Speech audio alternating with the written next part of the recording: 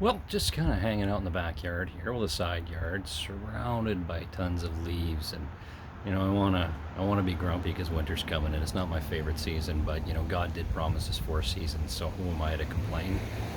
He's given us exactly what we asked for.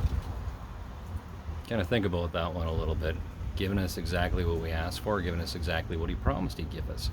It's kind of interesting, because had an awesome time at youth last night. We're talking about technology and things like that, and wants and needs, and among other things. And it was pretty interesting when we start comparing Google to God, because sometimes we don't want to wait for that answer. Uh, and so what do? So often we'll like run to Google or something like that, something that's going to give us an instant answer to whatever we ask. The only problem is it's not really an answer, right? Because what it is in most cases trying to tell us somebody else's opinion or trying to point us to something we should buy to appease ourselves, to temporarily fill that void that we're really looking to fill permanently and eternally with God. So yeah, God takes a little longer sometimes than Google, but the answers are real. And a really bright young man challenged me last night, and he says, "Well, how do I know when it's God's answer?" And I really had to dig in there because it's tough, right? It's tough to know, but here's a way that you can kind of be a little more assured.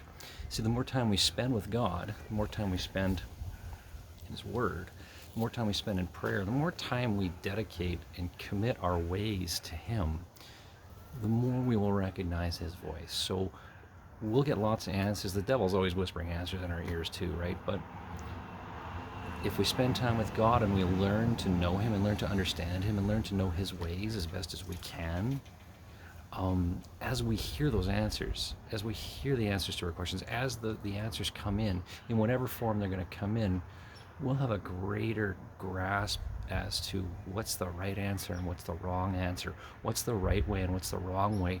Because as we get to know God, we get to know what His answers sound like and how they work and how He works and what He works through. Because remember, He's not limited by anything. So whether it's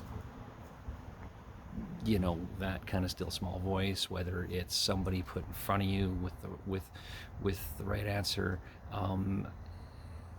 there's so many ways that He reaches out to us, ways He gets to us. And so I want you to be really assured, guys, that if you really want to know if it's His answer, spend more time with Him, because the more time you spend with God, the more you recognize His voice. And He loves you. He wants the best for you. But the best for you isn't necessarily what you think it is. He knows better. You see, He has the whole story. We only see a little bit of that story. And He knows the beginning from the end. All we know is the time we're in now. And that's my encouragement for you and my reassurance for you that He wouldn't value you so highly that He would come down and die on a cross if He didn't want you to have the right answers. So tune into Him. Learn to discern.